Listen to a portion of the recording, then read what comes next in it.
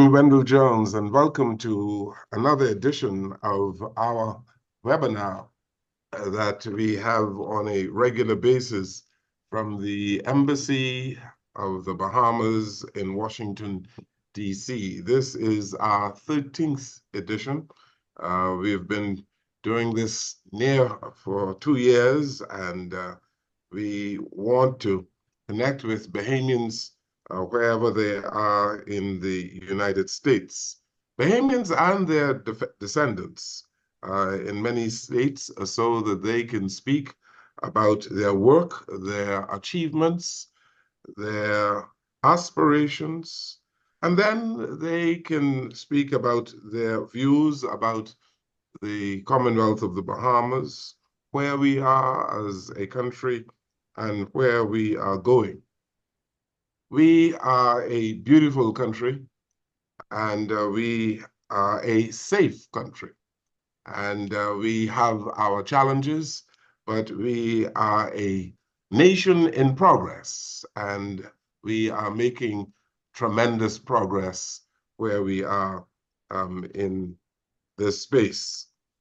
And so today we have some exciting panelists on this webinar who are going to address many of the issues and challenges that we have as a country. Dr. Ruth May Sayers, who is a professor, secondary education mathematics at the University of South Florida. She is going to tell you more about herself in a short while. Then we have Mr. Vern Paragod, who is a partner in Michigan. John Ray Kemp, a civil litigation attorney in Michigan and Texas.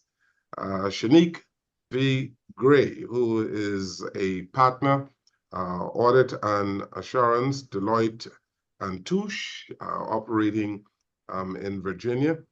Mr. Javon Sands, who has been recently awarded a 2024 Caribbean Commonwealth Rhodes Scholarship.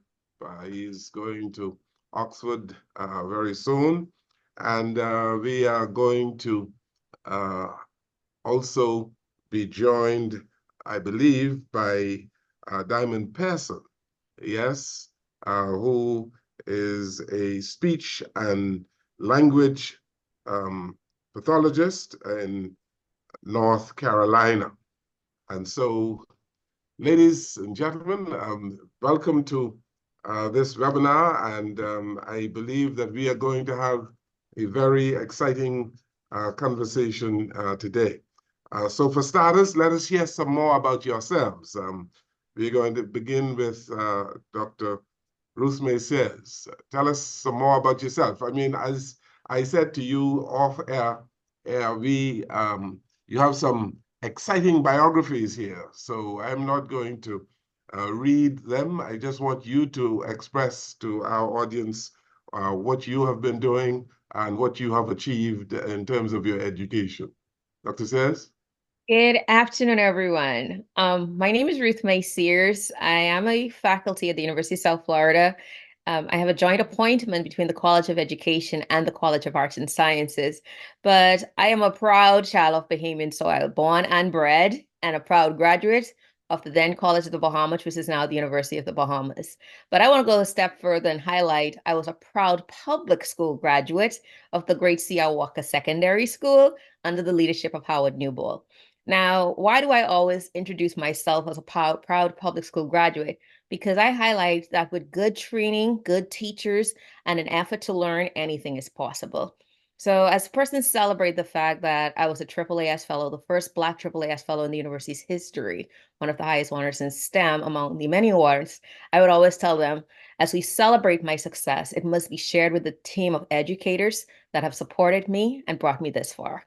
And so as I tell my story, My friends and family from the island of Exuma, my father's homeland, they always say, make sure you also acknowledge that you are a descendant of Forbes still Exuma.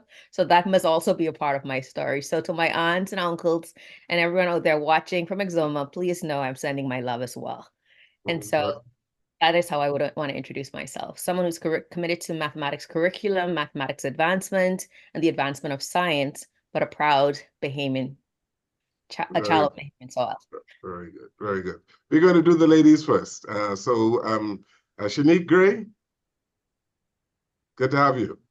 Thank you. It is so good to be here. Good afternoon, everyone, to my fellow panelists, to all our listeners and viewers. What a great day to be a Bahamian. That's what I'd like to say. But in terms of introducing myself, as the ambassador mentioned, my name is Shanique Gray. In terms of work, I'm an audit partner with the great firm of Deloitte and Touche. And I know Vern Perry-God, my classmate, will have something to say about our colleagues in terms of the firms that compete with each other, but we are friendly colleagues. I am a graduate of St. Anne's High School, very proud graduate. Vern and I attended Acadia University in Canada together, and then I went on to do my master's at the University of Reading in the United Kingdom. So much like Dr. Sears just commented, a conglomerate, if you will, of people and teams that really helped to get me where I am. And I am so grateful and so humbled for all of the people that had a hand in getting me to this point. But I especially have to call out my parents and my family, because when I was making partner a few years ago, they asked me to tell a story about, just my values and where I come from and where my drive comes from. And one of the quotes I used was that my parents would always say to me, they are behind me 200%. I'm a CPA, and so we all know from a math perspective, there really is no such thing as 200%. It's really 100%.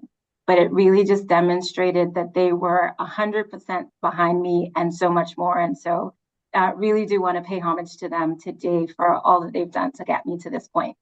In terms of my day-to-day life, I am a CPA practicing in the Washington, D.C. area, but really moving around the country because Deloitte is a national firm, but really a global firm. And so a lot of the work I do actually extends beyond DC and even beyond the borders, if you will, of the United States. I have clients that sit in the UK and throughout Europe. And so really have just been afforded a great opportunity to not just make a mark in the city and the state in which I live, but really being able to affect the global markets across borders. And so again, very grateful to be here today. Thank you, Ambassador, for the invitation, and I look forward to the conversation. Very good. Diamond Passon. Good afternoon to my fellow panelists and listeners. My name is Diamond Pearson, and I am a speech language pathologist in Durham, North Carolina. I'm a recent graduate of North Carolina Central University in Durham. I got my master's in communication sciences and disorders. And previous to that, I got my bachelor's in communication sciences and disorders at Shaw University. So I'm proud to say that I went to two HBCUs that have such history in North Carolina. And prior to this, I also went to St. Anne's High School and I graduated salutatorian there, but I am a speech language pathologist now. And I think that this field is very important, especially in the Bahamas, because we don't have a lot of speech language pathologists or audiologists, and a lot of individuals don't even know the services that we provide. I actually had the pleasure of working with Dr. Kim Scriven, one of the few audiologists back in the Bahamas. And it was just such an inspirational experience. And it encouraged me to do my capstone project titled Dialectal Differences and Its Impact on International Students' College Experiences. And that highlighted the vocational, socio-emotional, and educational challenges that international students have in American higher education institutions. Very good, thank you. Okay, let's hear from the young men on our panel today. Attorney Jean-Ray Kemp. Yes, thank you, Ambassador. Thank you, panelists, viewers. My name is Attorney John Ray Kemp. Started my education at the St. John's College in Nassau, Bahamas. Moved to Houston, Texas to live with my aunt and uncle, Lyndon Rose and Priscilla Rose. My uncle was a member of the Phi Slamma Jamma basketball. So I came to America to play basketball, but I outgrew that in size and played football. Got a scholarship to the University of Houston, where I played football. After my football career, I went to law school at HBCU, Thurgood Marshall School of Law in Houston, and got an LLM from the University of Florida, finishing the top 10% of my class. Son of Sharon Rose Hutchinson and John Kemp, my mom, attorney, rest in peace. My father, a liquor merchant. So I grew up with a education and an entrepreneurial mindset to make sure that I further not only my education, but further my business aspects as well. I'm married to the lovely Dr. Alicia Kemp. She's an orthopedic oncologist in Detroit. We have two lovely sons, Benjamin and Bentley, and it's a joy to share my culture with her and with everybody that I tend to meet throughout this journey. I look forward to investing and putting a lot of business in the Bahamas, but more importantly, taking stuff back to the family islands and one that's close to my heart, Cat Island, because that is where my mother is from and the prime minister right now. So I have a big love for Cat Island and the Bahamas. Thank you. Thank you so very much. Let's listen now to Mr. Vern Paragod. Good afternoon. Thank you for having me, and good afternoon to my fellow panelists, to you, Mr. Ambassador, and to the viewers and listeners around the world. I like Shanique said, it's a great day to be a Bahamian. I am proud to be on this panel. I am a proud Bahamian. As they say, born, bred, and dead Bahamian. I am a son of a Bahamian businessman, Ken Perigord, and a educator who Dr. Sears may know from her time at C.R. Walker, Cleome Woods, who was a math teacher at C.R. Walker. So I always tell my friends and tell my family that I am a perfect mix of business smarts and book smarts from my mother and father. And I am a proud graduate of Queens College. So apologies to the St. John's and St. Anne's graduates out there. I'm a proud QC Comet, class of 1998. And I am a graduate from College of the Bahamas with an associate's degree in accounting. And like Shanique, I attended Acadia University in Nova Scotia, Canada. And I am a graduate from there with a bachelor's degree in accounting as well. And once I completed my studies in Acadia in Canada, I moved to the United States and moved to Chicago, where I completed my MBA at the University of Illinois in Chicago with a focus in marketing. I'm also a licensed CPA in 3 states, in Illinois, New Hampshire, and Michigan, where I now reside in Detroit. I am a partner at PricewaterhouseCoopers, or PwC accounting firm. I'm in their advisory consulting practice, where I work a lot with clients doing transformation of their finance organization, mergers and acquisitions, and divestitures. I won't hold it against Shanique that she works at Deloitte. I began my career there at Deloitte. I interned in the Bahamas at Deloitte, and I began as an auditor in Chicago at Deloitte. But I wised up and I joined PwC a number of years ago. But definitely it's awesome to be on the panel with Shanique and all the other panelists, and I look forward to the discussion. And thanks again for having me, Mr. Ambassador. Thank you so very much. I won't even take those as fighting words, Mr. Ambassador. You may proceed. It's all very good. It's very good to have 2 accountants from different firms, Deloitte and Touche, as well as PricewaterhouseCoopers. Now we listen to perhaps the youngest person on our panel, Javon Sands, who is a proud recipient of a scholarship to Oxford as a Rhodes Scholar. Mr. Sands?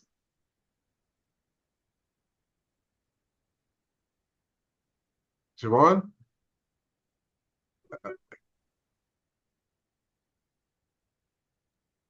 You're on. I think you're muted.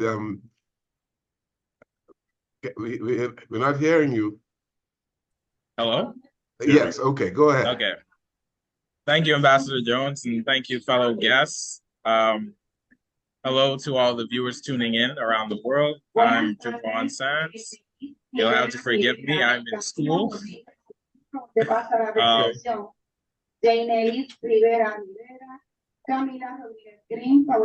you in a classroom or something? Because we're getting a feedback or something. Go ahead again. Can you hear me? Yes, go ahead.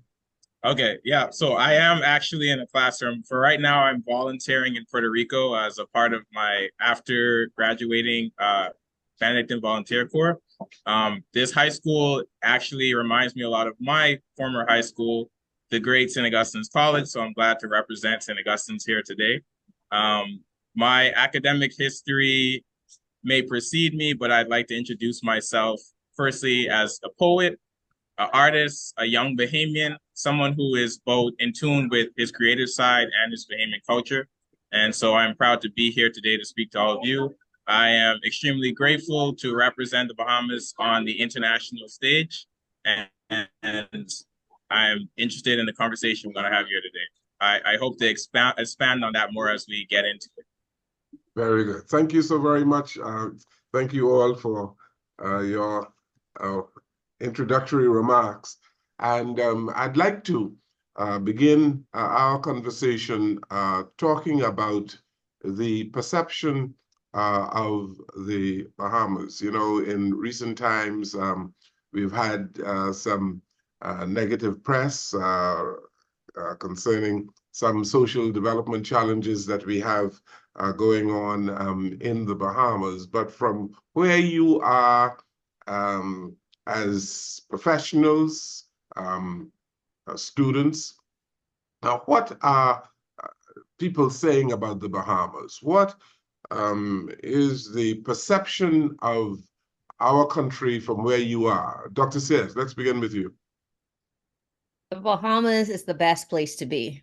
We develop some of the best and brightest scholars.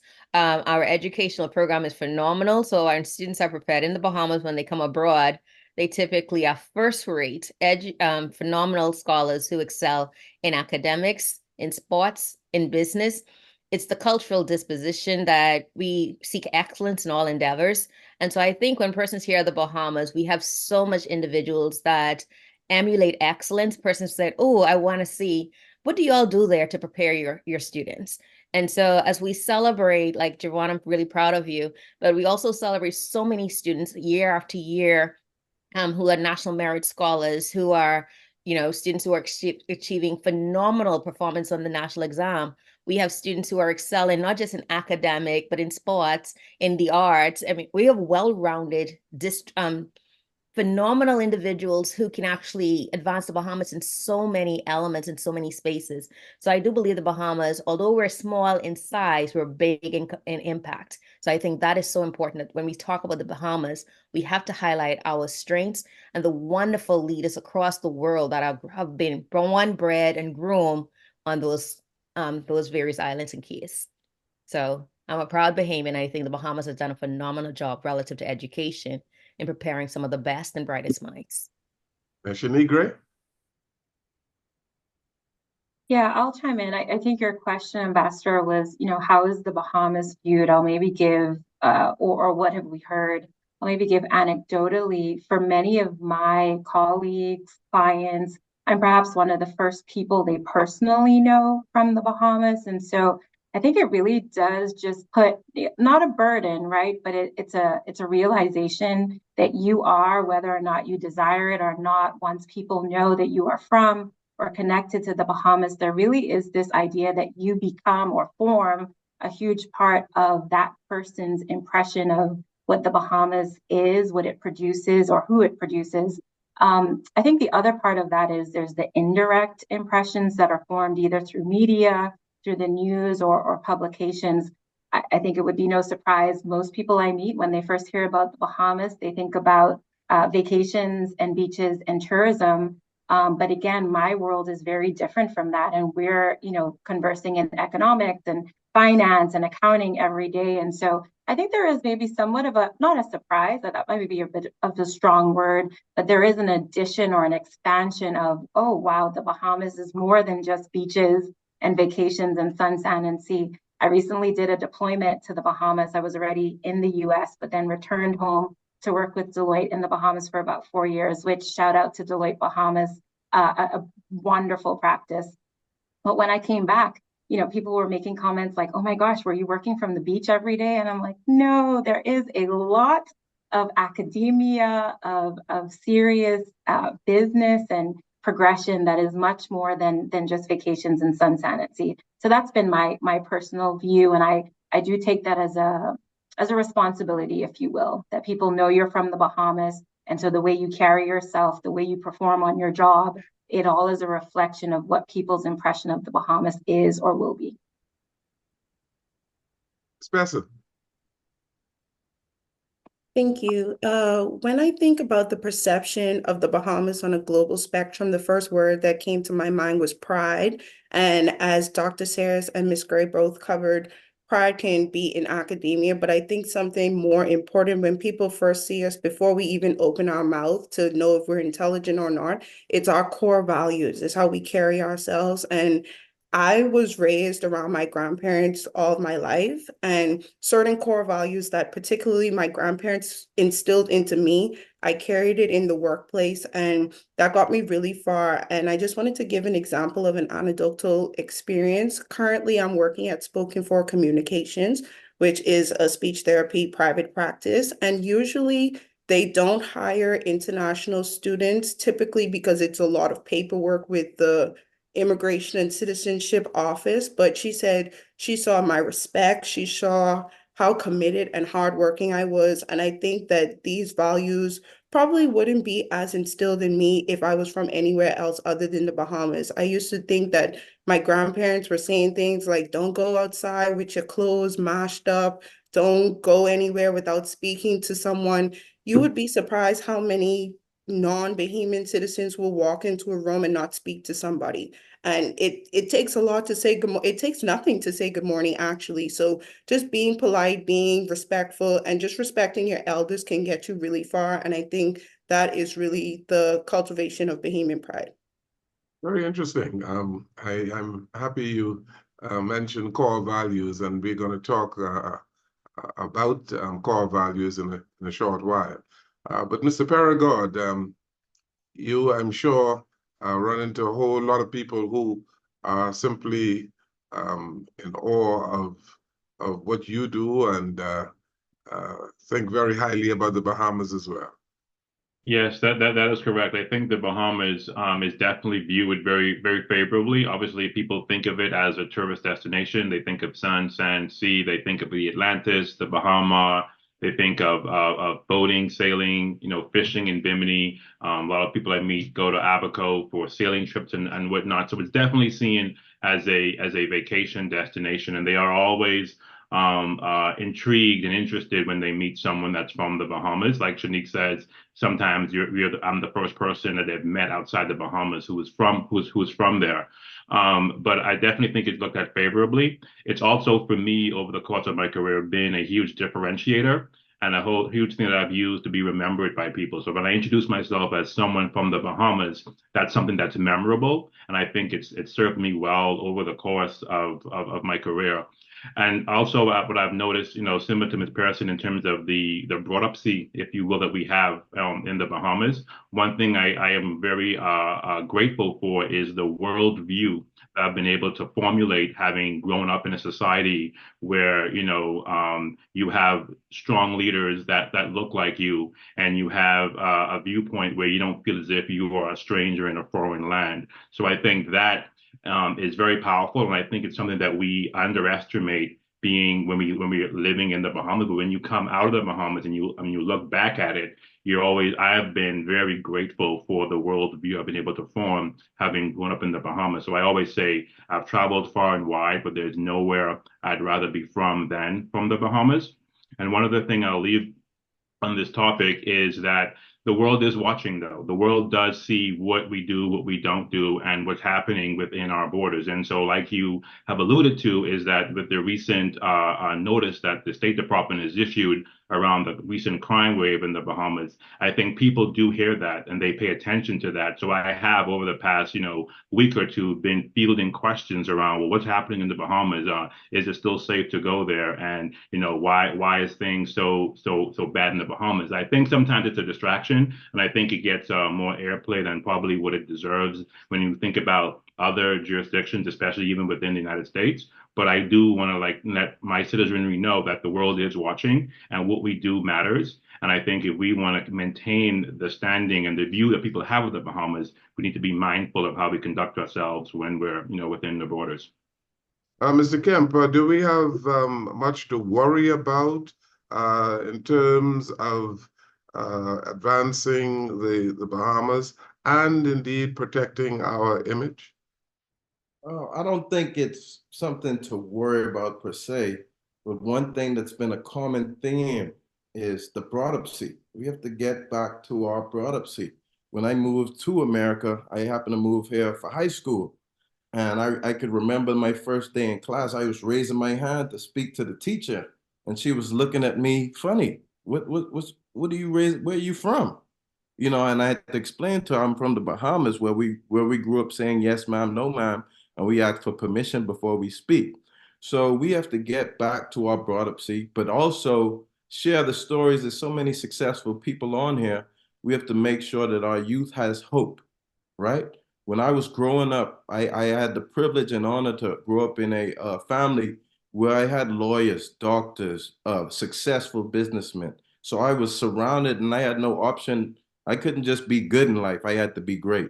So I feel as though even myself, I could do a better job at giving back to the Bahamas and also letting our youth know that, hey, it's another way that you can go about being a productive and successful Bahamian. But we have to get back to our broadopsy. And I think that is something that can be done. Javon Sands, many people are watching you, looking at you. They are proud that you have been awarded this scholarship, this Rhodes Scholarship. Mr. Kemp just talked about young people and their hopes.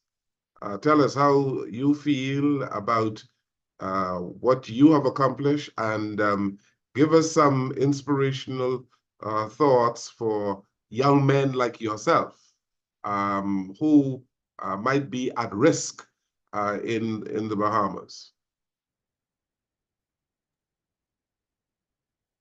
Thank you, Ambassador Jones. I think when it comes to hope particularly, we definitely need more examples. As Attorney Kemp was just saying, he grew up around these examples that provided sort of a goalpost to reach and then surpass. And I think that through my own lived experience, I'm doing my best to serve as an example, but also to interact with other young people and directly create these relationships, network with them, and show them that I am not necessarily beyond you. I am walking this path with you, and we're going to get to this place of hope together. And so I think my experience, especially in my undergraduate experience at St. John's University in Minnesota, the Bahamian perception there is unbelievably high because there's a legacy of Bahamian students. And beyond that, there's a mentorship program that's embedded into this through our clubs, through our social experience, where the upperclassmen teach and nourish the younger students coming in and develop them so that when it's time for them to take over, they have all the tools necessary to be prepared and to make their mark. And having that experience, something that I've taken into myself to continue in every area that I enter, in every space that I am representing the Bahamas, I am doing so with that in mind. Thank you. Javon, I'm very happy that you mentioned what you just did. And I'd like to throw out this question to everybody on the panel and give you an opportunity to speak to it. We are proud Bahamians, and I am indeed proud to see so many young people in the United States doing a whole lot of wonderful things who are Bahamian. And I go back home and I see thousands of young people who are upwardly mobile. My question to you is, are we too hard on our young people today? Because I've listened to negative comments about young Bahamians, where they are now and perhaps where they seem to be going. Are we too hard on ourselves, young Bahamians? Dr. Sayers, we begin with you, and you all have an opportunity to express your views on that. As an educator, and I'm using my positionality to answer this question, because it's so critical that curriculum helps to create the foundational knowledge that as a community that we value. And so, as simple as we think about having a math course or an English course, there is that experience called, your morning devotions as to where we build culture and character. There's also training initiatives that goes beyond the classroom setting, such as the PACE Foundation, for which I'm a part. We host the Character Day across the Bahamas, in which we seek to advocate good practices and policies. And then there is also the churches that provide, religious underpinnings. But going back to the fundamental educational environment, is called the family. It's in that home where we kind of learn basic respect. We learn what cultural elements we should value and appreciate, because culture is fluid and it can change from era to era, from the way we dress to the way we speak to how we interact with humanity. And so, as a collective, I think recent incidents provide an opportunity as the Bahamas as a whole, but within our individual sectors, to say, what could I do to be a part of this? And then subsequently, what's resources and curriculum training that can be implemented on small scale as well as large scale, like I said, the Character Day initiative, that is a large scale where we highlight good character. We honor individuals, hidden heroes for their contributions. But even without an award, that does not restrict your commitment to being a good human being. And so I think by thinking about, as our young men, explore the sense of belonging, because when you think about gang violence, many times persons affiliate from a sense of belonging, a desire for protection. But at the same time, we can actually develop a sense of belonging by creating entities, be it from a young man's club or initiative or a business empowerment movement. So I think rather than, I always tell persons, be careful of amplifying fear, but rather amplify purpose and possibilities and opportunities. And so the narrative in which we frame our conversation should always think about being solution driven, because too often a lot of persons highlight what is wrong.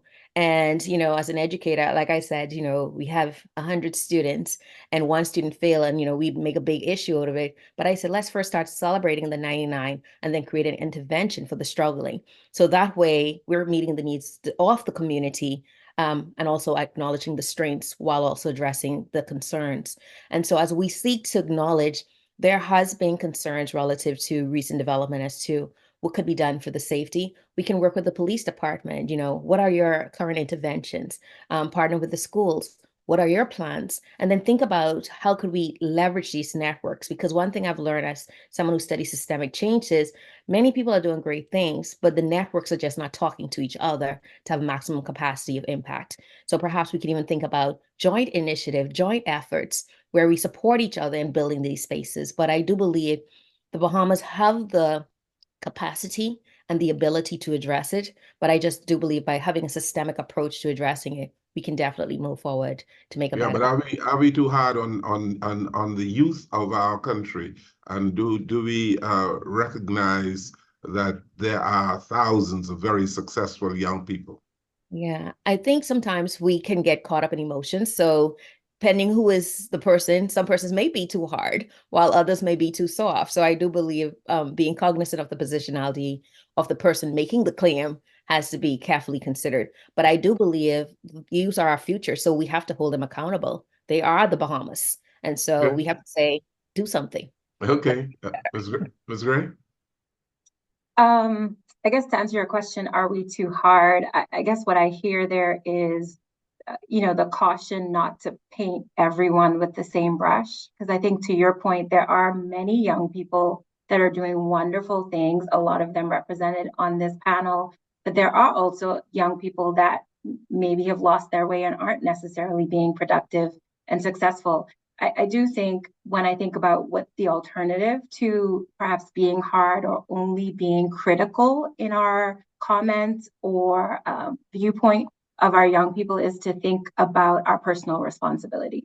When I think about hearing my father, Alfred Gray, talk about what it meant to grow up in Acklands, just like you, and what it meant that the person next door was also personally vested in all of the children in the neighborhood, not just the ones in their own homes. I think it really does, we've talked about it going back to our core values. It really does beg the question, how far have we come and what might benefit us in returning to that core value, which is it's not just me and my own, but when I think about what is my responsibility, my personal responsibility, to feel a personal responsibility for the community and not just my home. We talked about the family.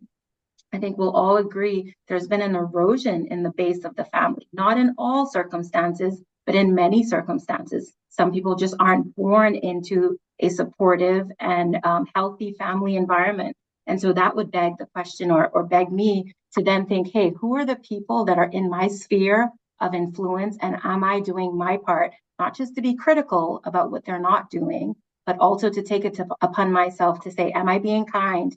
Am I affording them opportunities to do something different, notwithstanding their current behavior, because their current behavior may actually be quite counterproductive, but perhaps an intervention, some care, a listening ear from somebody that cares will go a long way. Mm-hmm. Okay. Diamond Person? Not to run the risk of sounding corny, but I'm a true believer that pressure does make diamonds. But I do believe that too much pressure can turn diamonds into dust as well. So we have to find that sweet spot of what is enough pressure on somebody and what's, because like Miss Gray said, not everyone is the same. Somebody may be able to take more pressure. Someone may need a more gentle approach. And from a personal experience, I am my mother's only daughter. I have two other brothers. And when I was growing up, I used to be jealous of how my brothers were kind of treated differently from me. And there was more pressure on me. If I came fifth out of 80 something kids in my class, it was still, why didn't you come fourth? Why didn't you come third? Why didn't you come second? And at that time, when I was younger, I did not understand why I got so much pushback when my brother probably would get a B and he would probably get a party thrown for a B. So, but I think that pressure kind of cultivated me and grew me into who I am as an adult. I love competition. I love just exceeding. I just love doing anything that is, I feel like if it's impossible for someone, I'm going to make it my mission to get it done. So I think pressure is a good thing, but parents should also know when to use their discretion and pull back a little bit as well. Okay, let's hear from the young man here. We begin with this time is with Mr. Sands. Yes, I believe that the short answer is yes. We do put a lot of pressure on the youth. And I think maybe a question that takes us beyond is to ask, are we putting enough pressure on the systems, the governing bodies, the leaders, the teachers who are responsible or should be responsible for guiding the youth? We use the analogy of pressure creating diamonds, but that assumes that we're not already diamonds and we don't just need someone to pick out those diamond-like qualities. And so I believe that we are putting a lot of pressure on the youth, and I think that we should be putting more pressure on the systems and leaders and such that are responsible for guiding the youth to where we're expected to be. Mm-hmm. Peregrine?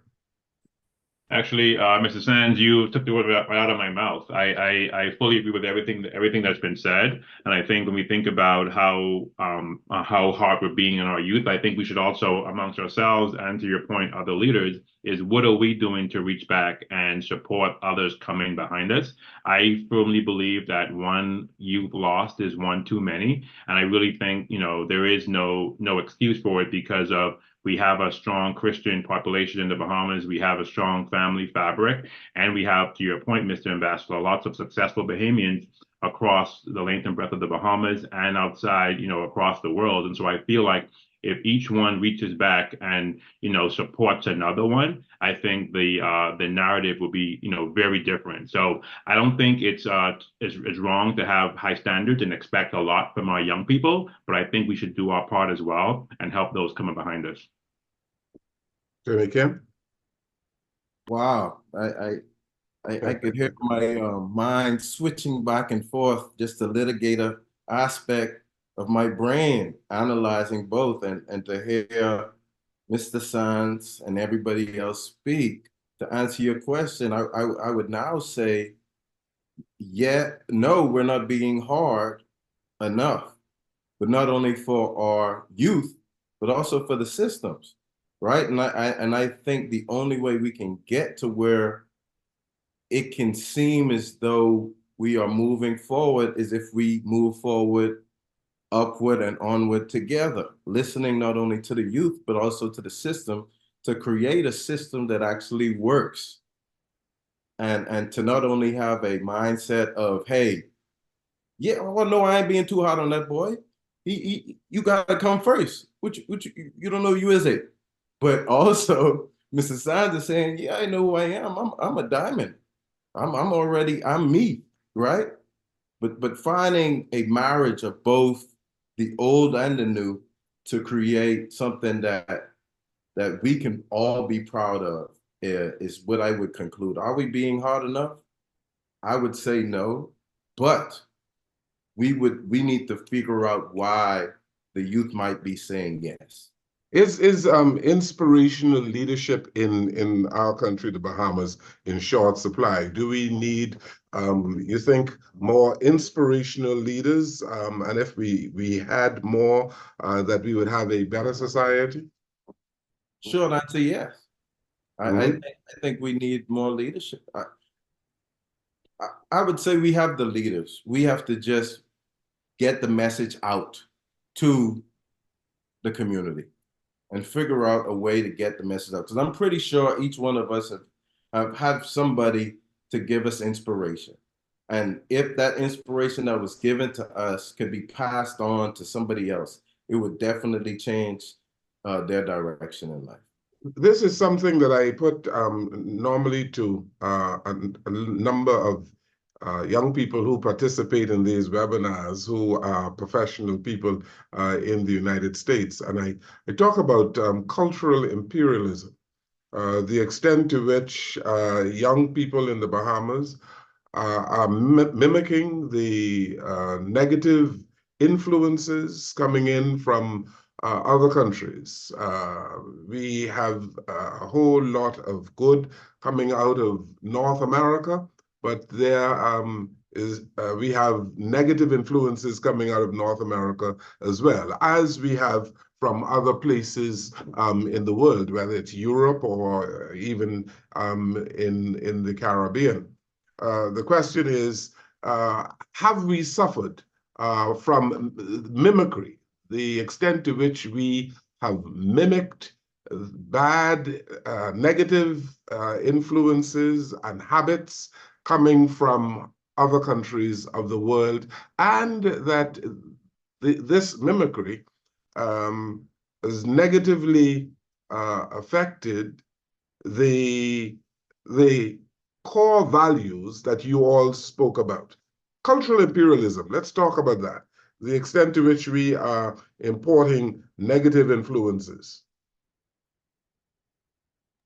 I want to speak to this and also just touch briefly on the previous question about inspirational leaders. I think Dr. Sayers mentioned earlier that essentially we have a communication problem. And so it's not necessarily that we're lacking in the area of inspirational leaders or youth willing to be inspired. It's just that those two sides aren't connecting. And so this also ties into this idea of cultural imperialism, because why is that mimicry happening? It's because there's stronger communication from outside with our youth than there is from inside with our youth. And so it's a term that I've been cultivating myself is actually called cultural maintenance. And it's something that we are seriously lacking now in the Bahamas as we're having this influence of cultural imperialism.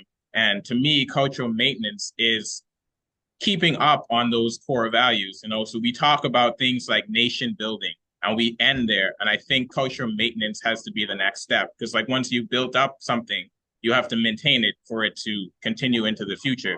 And we've made an error in not building up cultural maintenance and allowing cultural imperialism to take over in our country. Interesting point. May I Yes? Yes? Javon, I think you captured a lot of good points together, and I want to extend what you said because you're right. I think culture is fluid and it's constantly evolving. And as I recall, growing up in the Bahamas, ZNES was the TV station for the whole country. So the programming was not just for my home, but it was for the whole Commonwealth of the Bahamas. As we evolved, for instance, went from satellite dishes to cable, we began to have options. So this notion of programming became more diverse. And then we went further with social media. We have our Instagram, our TikTok, our Facebook, our LinkedIn. So we start broadening even additional information for what information is accessible and disseminated in real time. The challenge, however, is what is being marketed. What, the song, oh, be careful, little eyes, what you see. Oh, be careful, little ears, what you hear. But the reality is, what are we seeing? Unlike before, like when you had one programming station, you could have restricted the educational components. So like listening on television, you would have ensured that you had, correct grammar being communicated, polished individuals in the delivery of not just the language, but also the presentation. But now when you have different options, this notion of programming has shifted to seeing a diverse perspective and diverse representation of information in different spaces. And so as we seek to acknowledge that we are now broaden in our perspective, broaden our opportunity gain and interact with various forms of information, we as a culture have to figure out, despite this opportunity, how do we ensure what we value as a culture is still preserved? And this goes back to, we have to be intentional about our marketing, our media, our programming, that as individuals interact with other things, and we can respect other things and, acknowledge our differences and embrace differences, we can still leverage the values that we feel should be amplified for that of the Commonwealth of the Bahamas. And those values being what? Give us some examples. Well, I always I have acknowledged my positionality. I was raised in the church, okay? You go Bible study, choir practice, prayer meeting, you name it, I was in it. Singing in the choir. And then, of course, on Sunday, you go to Sunday worship. But so I acknowledge my religion underpinning. But values are not just restricted to one's religious belief, but to one's holistic interactions. Like, for example, one value is being literate. One thing I've learned growing up was, the old community, they wanted you to know how to read, to interpret, to comprehend. Appreciation for numeracy. They believe that you should be able to crunch numbers. And so like this competency of literacy and numeracy, that was a very big thing in my house. In fact, if I wanted my mother to purchase something, I had to tie it to a school initiative. That became a priority. If it was not tied, it became now an option. And that got bumped to the bottom of the barrel. So one thing is value in education. The next thing is, are you being an asset to this community? Because there are builders and there are reckless. And we have to be honest, some behaviors are just toxic, it's disruptive, it's destructive, and it's actually counterproductive to anyone wanting to be a part of that space. And so when we talk about these characteristics, creating a safe space, for example, if it wasn't yours, don't bring it in our house. And she was very candid about it. So a simple little pencil, if it ain't yours, don't bring it. But it may seem simple, but it was teaching you, do not steal. When we talk about acts of violence, like she'd say, you have to learn to communicate. Because, why is it that your hand have to go up to communicate? Why can't you talk? Why can't you address this in a better format? And so even in that thing, how do you address anger and conflict? How do you navigate conflict resolution? And so even those things were things we valued. So rather than, act with aggression, we'd always think about, she'd always say, stop, reflect, then respond. And respond, listen purposefully, not just to answer, but to really solve the problem. So that was let me put this to you all. Isn't it difficult to preserve the values that you're talking about and to maintain your culture Ms. Gray and others, gentlemen, you can speak to this, and Diamond. Isn't it very difficult to do that when you are living in a different kind of a world that we had, say, 30 years ago, before the internet, before social media? You people are globalists. Here you are, Shanique, you are a partner in Deloitte and Touche in Washington. Mr. Paragod, you are a partner in Price Waterhouse in Michigan. Attorney Kemp, you are a lawyer in Michigan. Diamond Pearson, you are a speech pathologist in Carolina. Come on, isn't it very difficult for you to maintain in this global village that you are working in those old values, old Bahamian values, Shanique? Yeah, so much to respond to in the last 2 minutes, but maybe to respond to your direct question, I think there's a couple of things that come to mind. I think values are internal, they are perceived, and the convictions are internal and they are expressed externally. And the reason I say that is because if your values are being held to, your environment should not influence your values. Your values should really influence the way you demonstrate externally. But if your convictions are only loosely held, if your values are not your own, but perhaps have been pushed on you by other people and have not become your own, it will be very difficult for you to hold on to them when your environment changes. And the truth is, we become what we behold. I think Dr. Sayers says this. It's, and it's not only what we're seeing on TV or listening to, but I do believe that what we spend our time looking at, what we spend our time listening to, those are the things that are framing our mindsets, our perspectives. And yes, you might think listening to a particular song with particular lyrics or watching a particular show with, particular images aren't affecting who you are. But the truth is, it is forming the way you see the world, the way you operate when you walk out the doors. And so in terms of maintaining it, for me, one of the ways that I do that, irrespective of my environment, is taking a really good stock of what I'm taking in, because that allows me to maintain my perspective, my beliefs, my values, regardless of what country I'm in, who I'm surrounded with, which company I'm working for. Those things I'm really guarding what's on the inside of me, so to speak, so that what comes out remains true to who I am. Something within so strong, eh? Something Yeah. within that sometimes you cannot even explain, but it's Yeah. all within you. And then Okay. I think choosing the people you surround yourself with also helps with that, right? Absolutely. Yeah. Gentlemen? Yeah, one thing I'll add to that, I think I fully agree with what Ms. Gray just said. I couldn't agree more. And I think one thing we should also just think about, being amongst people or environments that are different than what you're used to isn't always a bad thing. I don't think we should advocate for a situation where we would want to, isolate ourselves to be only amongst the people that think and act and behave the way that we do or have the same beliefs that we do. I think it's healthy as a human populace, as healthy as to be a well-rounded individual, to be aware of what's out there. But I think what it comes down to, like what Ms. Gray said, is you have to be grounded and secure and firm in what you believe, what your values are, what your convictions are. But as you learn when you travel, across the world, is that we are all more alike than we are different. And I think also you are the company you keep, and what you give out is what you attract. So if you're in a situation where you're attracting a lot of negativity, a lot of like bad influences, you got to think about, well, what are you putting out there? So I don't want us to think that in order for us to maintain our culture or to maintain our beliefs, we have to be isolated.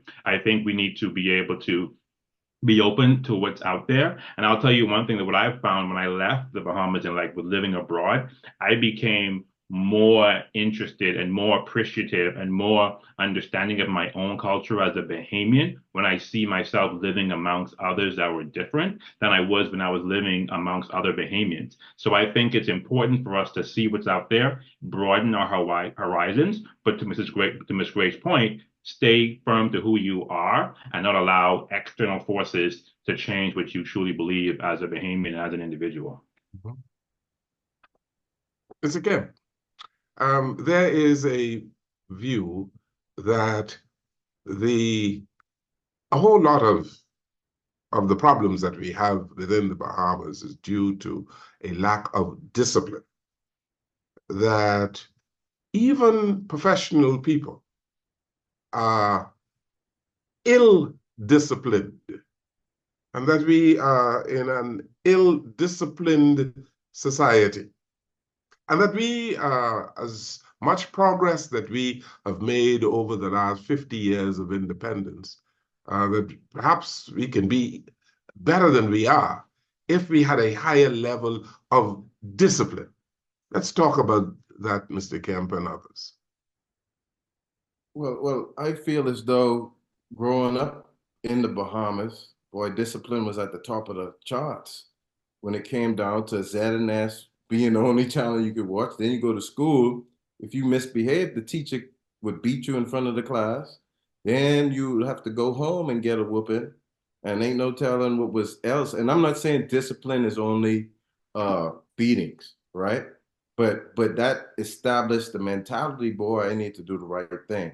And that created core values that is consequences to every action, right? And so once you realize that, hey, 1 + 1 is 2, you don't want that 2 to be something that that might give you the blues. So to answer your question, yes, I believe discipline is needed, but discipline is something that I don't, in comparison to where I've been at, discipline is not something I would say is really lacking in the Bahamas.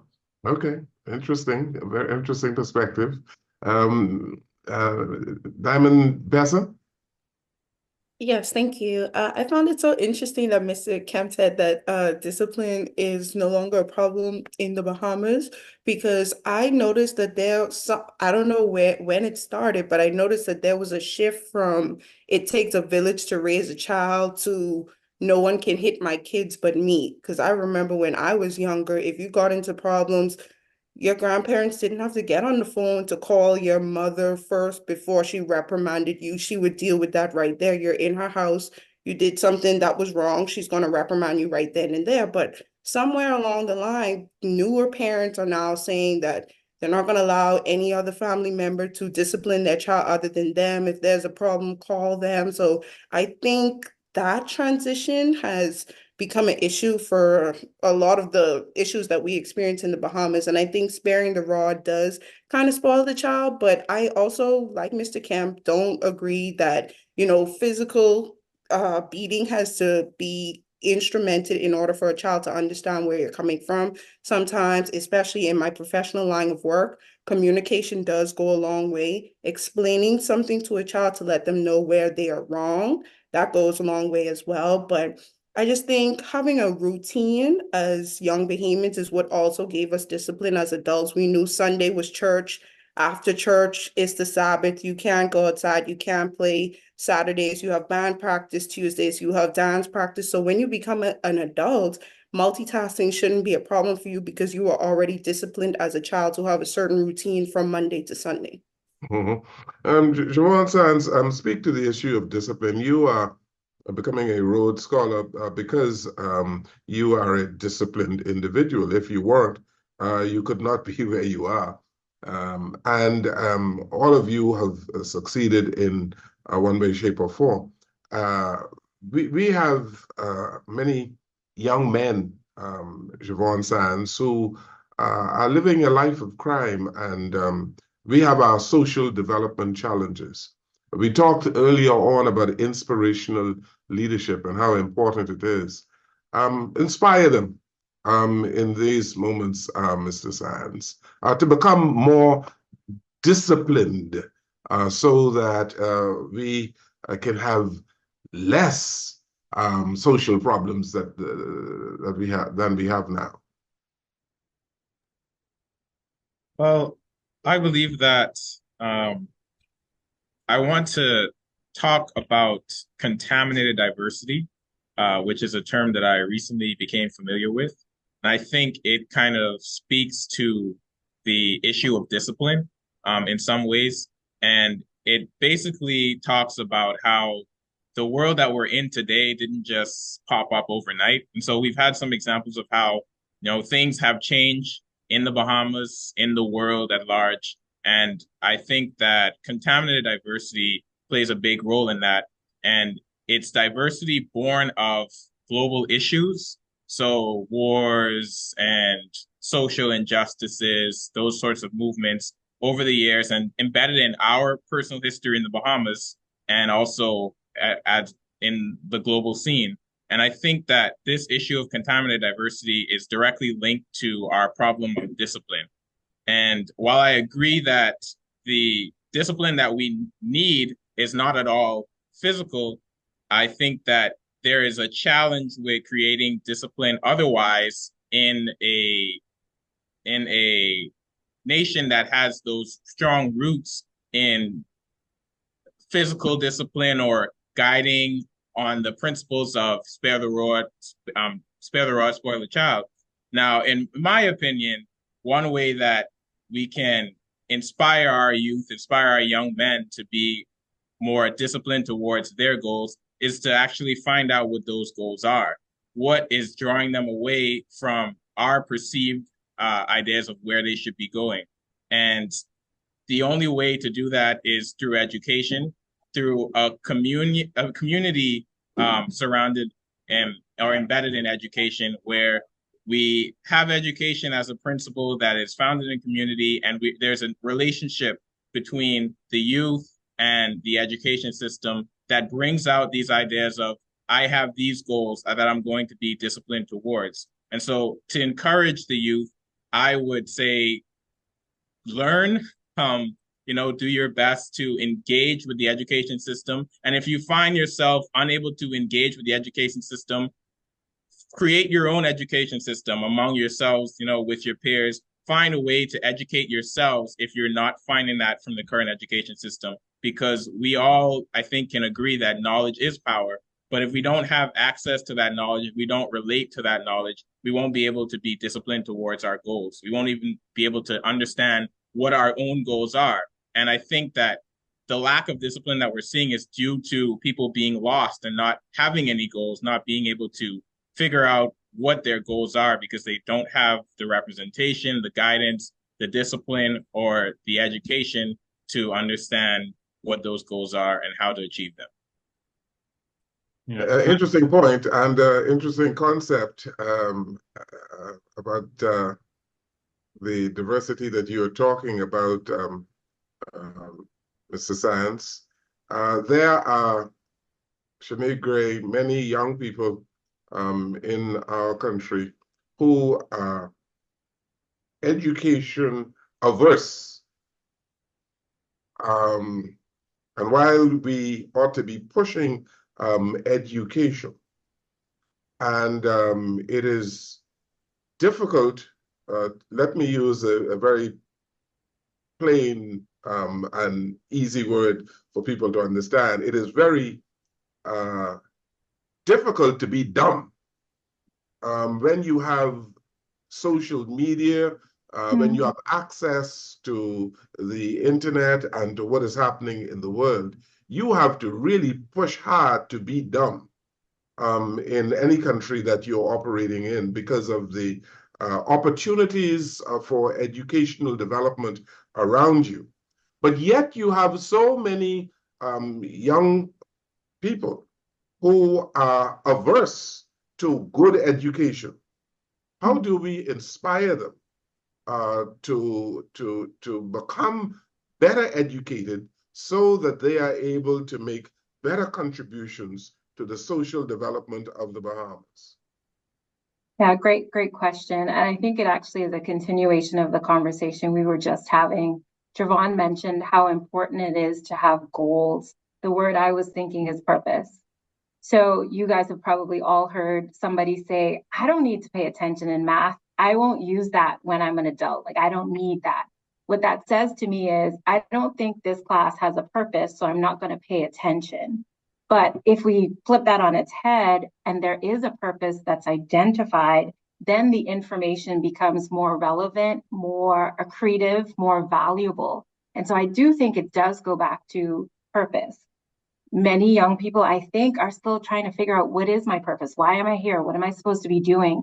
And in the absence of purpose, I do think there is this idleness, this consuming of information. But to your point, the consuming of information, being on TikTok all day, reading Instagram, or watching Instagram memes, there's a lot of information being consumed, but it's not A, purposeful, or B, if it is purposeful information, it's not being put toward any particular purpose. And so it really just becomes useless information at best, many times. And so I do think it really does go back to, in my own life, if I think about it, if I'm having an idle day, I didn't really have anything planned, there were no goals, 8 hours could fly by really quickly. But if I have a set list of tasks, a purpose that I'm working toward, that 8 hours becomes more of a tool, whereas my time is being used to advance my purpose as opposed to being squandered. And so, I don't know, I guess that's what comes to mind, really helping people figure out, what's my purpose. One question I love to ask people is, what did you want to be when you were growing up? I find that there is an innate sense of drawing and calling that we almost sense as young children, and we get distracted or pulled in a different direction along the way. So I do think it really does go back to, what am I doing? What's my purpose? What am I working toward? As ambassador to the United States, I speak with fellow ambassadors here, and they have a very high perception of the Bahamas. They believe that the Bahamas is one of the leaders in the Americas. We know that we are doing extremely well in tourism and in sports and other things. Let me ask you, in terms of the overall governance of our country, as professional people and people who are well educated, what do you think about the quality of governance in the Bahamas? We start with the fellas. Mr. Perigord. It's a very, very good question, and I struggle with where to start because it can be a very controversial one as well. But one thing that comes to mind when you ask that question is, I want us to challenge ourselves of what are we doing differently? Because they say the definition of insanity is doing the same thing, trying to get a different result. And I feel like the way we govern our country and the way that we run our politics and the way that we look to make change in our country, I feel like we're still doing things the way we did it back when we first became independent. That was probably the way it needed to be back then. But I think, what are we doing differently now, and how are we changing the game, and how are we doing things in a thought-provoking and more strategic way? And are we thinking about governance in the span of 5 years, or are we thinking about it in the span of a longer term than that? I sometimes struggle that we and our leaders make decisions for the short term, and there's no long-term strategic planning. I also sometimes get concerned that we, as leaders of the government, doesn't always do the things that are empowering to the community. I feel like we have a system where we, as Bahamians, sometimes are dependent upon our leaders, as opposed to our leaders putting in place guardrails and support systems that inspire and encourage and empower us, so that we as Bahamians can rise above the higher and higher heights. So I think that although we've done a good job of getting ourselves to where we are, definitely very proud of the 50 years, and we have a generally peaceful society, no wars and things like that. But I feel like we need to now think about, okay, what are we going to do for the next 50 years? How are we going to govern ourselves differently? And how are we going to challenge ourselves to really take the Bahamas to another level? Because I feel like I don't want us to be living on past glory and have things sort of like fizzle out, as we go. So I want us to really challenge the status quo and really, think about things in a different way. I'll pause there. Yeah, Mr. Kemp, let's hear you on the quality of governance in the Bahamas. I believe the quality is good. We're a baby country if you look at it, right? 50 years is not that long of a time. A lot of the people who are in the leadership aren't even 50 years of age. I believe that I love how involved some of the youth are getting with the governance. So a lot of the ideas to help us to grow, uh, it's an opportunity there that I believe that we can take advantage of to help us get to the next level. Because as Bahamians, we all want that. We all, man, you're proud to be a Bahamian and you want to be the best. So I believe that with the old leadership and some of the new leadership coming forward, we have a great opportunity to continue to build on what we have now. Okay. Sayers, Dr. Sayers. I must admit that was a loaded question, but I'm going to answer from this notion as to I like what Paragot said. He said it very well. We've done a lot, but we have a lot of work to go as we move forward. I think as we acknowledge not just being an infant country, but we're a striving country. And so I think this is a challenge as to our structure that was established during the 1973 and evolved, but really think about to what extent can we actually advance innovation in a timely fashion. So we seek to reflect on ways to improve the infrastructure, really think about the timeliness of the innovation, because there is a process, and with governance, time is a variable. But as we seek to be competitive in a global market, the time constraint has to be adapted in how we design future initiatives for governance.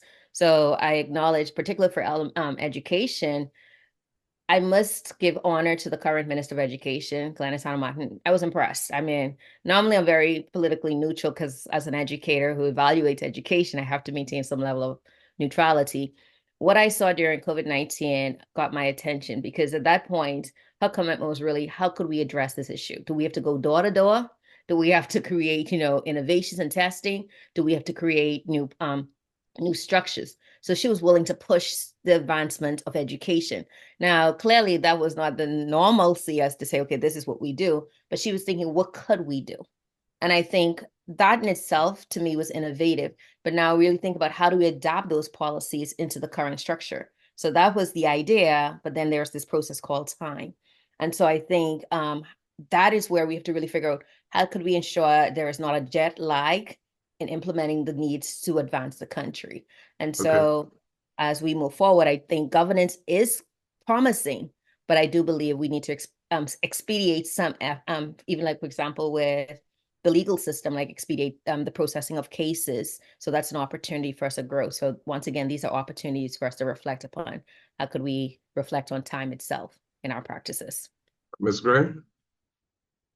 I wasn't sure you were going to call on me, but okay, I'll take it. But since she mentioned education as an educator, she's a professor. No, I'll take it. I'm only smiling because some of you might know, I'm sure Vern knows this because we go back. My father was a politician. He is now on a government assignment, but so that's really why this could be controversial. Okay. But honestly, I think. So let me then tease you then on financial services.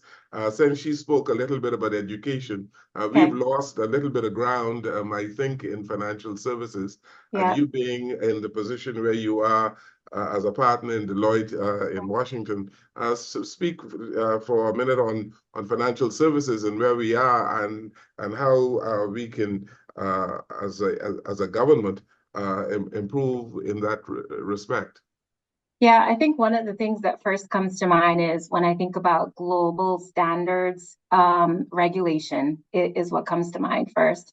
I think anyone in financial services globally, but including in the Bahamas, would say a lot of their time, resources, people resources, money resources is now being spent on regulation, complying with regulation, keeping up with the changing regulation throughout the world, really. It has become a huge burden, for lack of a better word, on businesses. I don't think any businesses in the Bahamas are exempt. I do think what it really is intended to do is allow and bring the Bahamas and all countries to a similar starting line, such that whether you're, doing banking in the Bahamas or Australia or the UK, the intention really is that what is at priority first is not profit, but it is your customer base, your clients, integrity of the capital markets to ensure that fair practices are being adhered to ensure things like tax evasion or tax avoidance. Many of the things that I think the Bahamas was traditionally known for, potentially known for, previous blacklists, et cetera. I think the regulation really is intended such that the Bahamas would be seen as a formidable, if you will, contender in terms of where businesses, banks, financial institutions choose to hang their shingle, so to speak. And so when I think about the financial markets, there's a lot, but regulation probably is one of the key drivers, if you will, to where people are choosing to do business, the counterparties they're choosing to do business with, and the cost and investment that's putting on financial institutions throughout the world. In one of the previous webinars that we've done here in the embassy, we asked young people like yourselves about whether or not there is a brain drain going on in our country, the Bahamas. And we see throughout the United States a whole lot of Bahamians holding down some very important positions and doing extremely well. Do you believe, Diamond Pearson, that there is a brain drain, or are we simply just developing global citizens? Can you repeat the question? I'm sorry. Do we have a brain drain going on in the Bahamas, where young people are leaving and going looking for opportunities outside the Bahamas, or are we simply developing global citizens who are holding their own around the world? Let's go quickly on it. I think we're representing global citizens that are holding their own across the world, because if you look at outside of the United States, if you look at other places like Europe, we have Bahamians almost everywhere. I actually saw something on Facebook where a Bahamian went to Antarctica recently, and I thought that was really interesting. But I think the retention problem of Bahamians going off to school and not coming back home, it kind of goes back to the quality of governance question that I wanted to touch on. But I just think that a lot of Bahamians, they go off to school abroad and they don't come back home because either they're not getting what they know that they would get in another country from a financial standpoint, from an experimental standpoint, or they just realize that there are better opportunities in another country. Mr. Kemp, same question. Well, that's a tough one there. But I would have to somewhat agree, just the opportunity, right? We want the best lifestyle, especially if you have family, you want to be able to provide them with the best lifestyle and opportunity. But I do believe now that I'm older and privy to more opportunities, that the Bahamas does have a opportunity to take advantage of a lot of the brain power and compensate those individuals accordingly. Okay. Mr. Sands, as we talk about climate change and our Prime Minister and the government, Ministry of Foreign Affairs, we've been focusing on climate change and making the voice of the Bahamas heard around the world with respect to climate change. I noticed with great interest that you are going to focus on the environment and climate as well. Tell us why. Well, first, I do want to say that in recent years, as I've been gaining more ground in my pursuit of climate studies and environmental studies, I am extremely proud of what the Bahamian government has been doing on the global stage with representing our country. I think the reason that I am pursuing these areas of study is because I want to preserve the Bahamas, our culture, our people.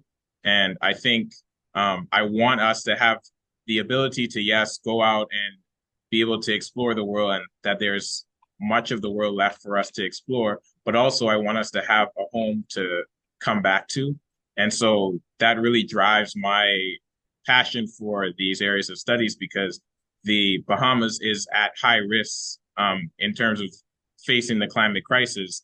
And I also think that addressing this problem, addressing the climate crisis, can allow us to find those areas in the Bahamas where there are other issues that are tied to this climate crisis or are being tied to this climate crisis that we can also improve on and address if we approach the climate crisis with a solutions mindset.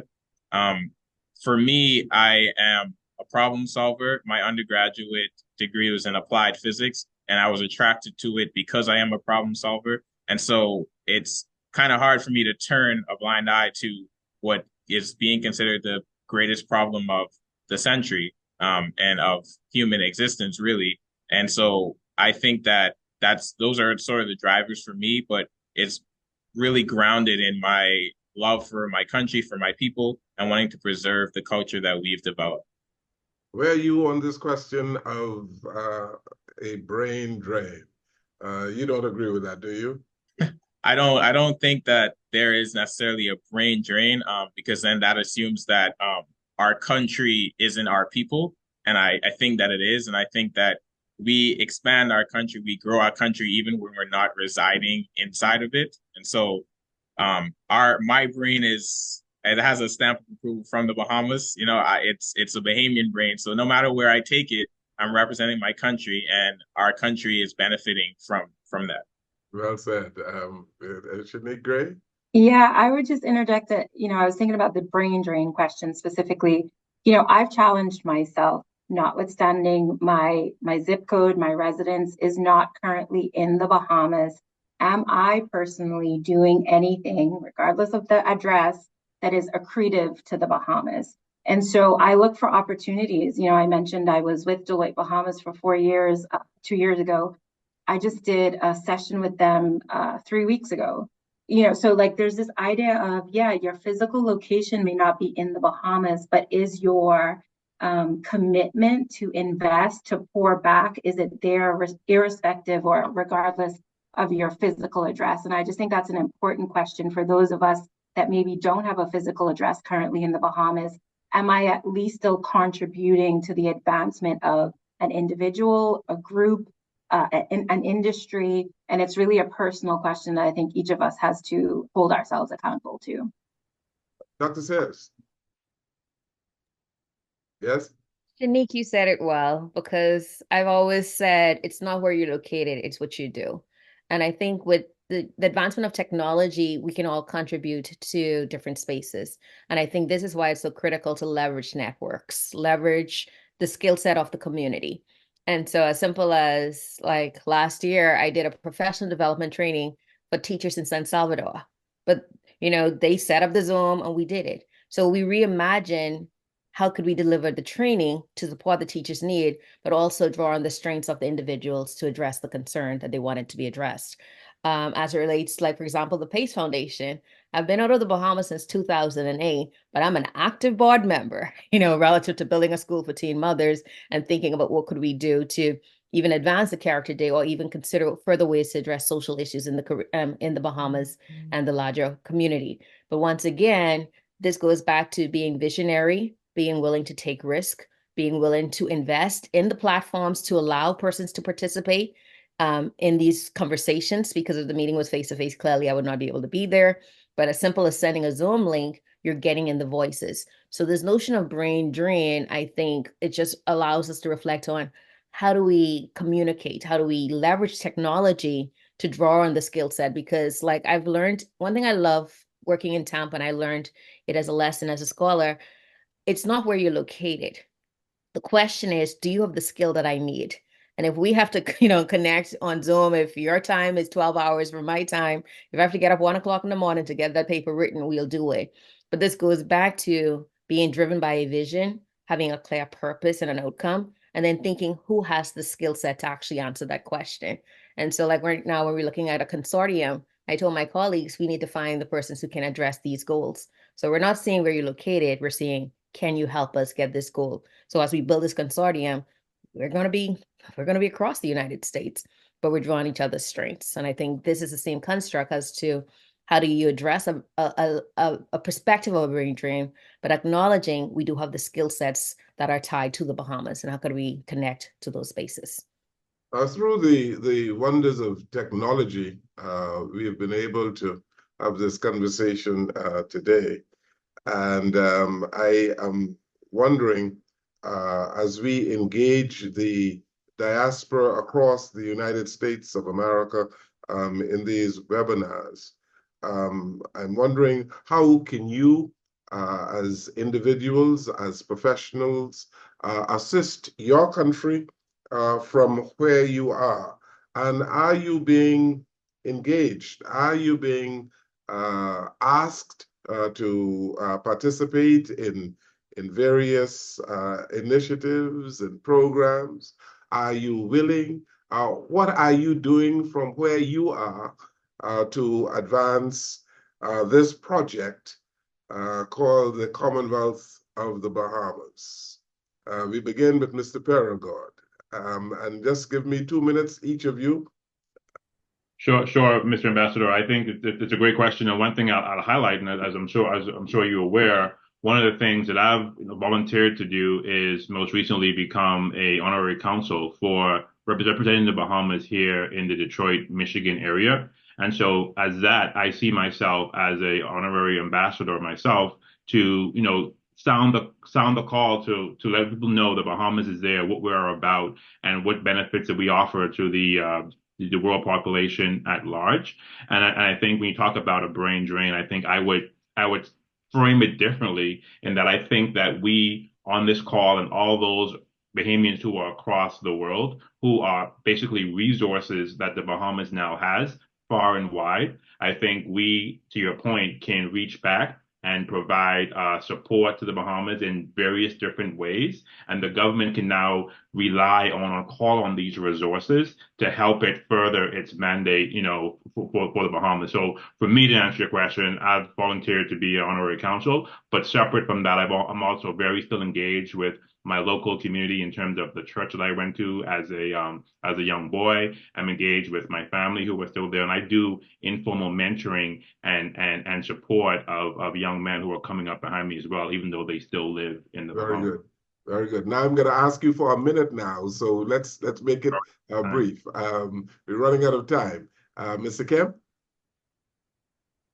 Well, my uncle Lyndon Rose is honorary consul in Houston, and so I have the privilege and honor of mentoring a lot of the kids who attend Texas Southern University in Houston, and it's quite a few of them as well. But also being in Michigan, just using my network.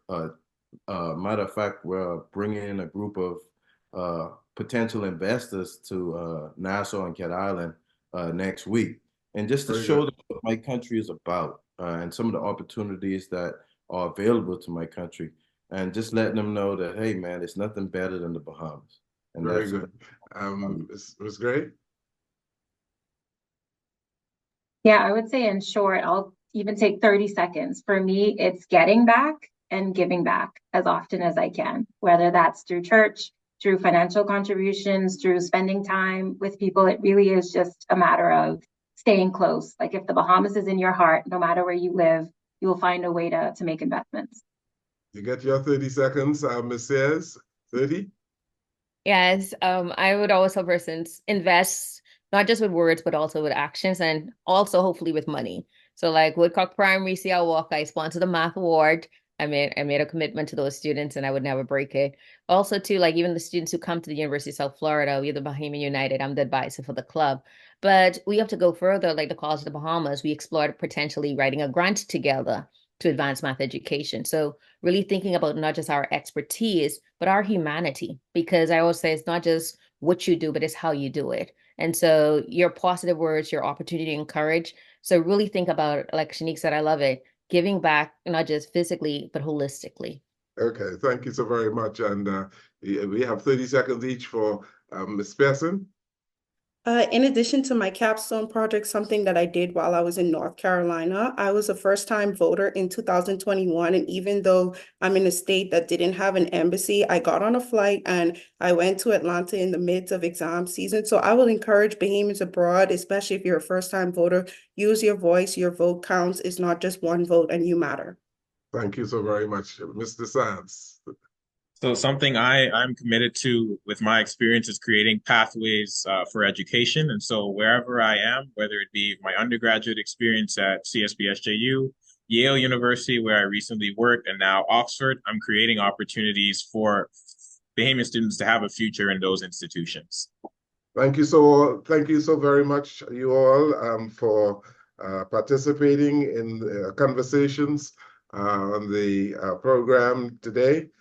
We really appreciate all of your powerful contributions, and we wish you well in all of your endeavors here in the United States. Thank you, and have a good day. Thank you as well, Ambassador. Thank you too. Thank Thank you. you. Have a great day, everyone. Be safe. Bye-bye. Bye.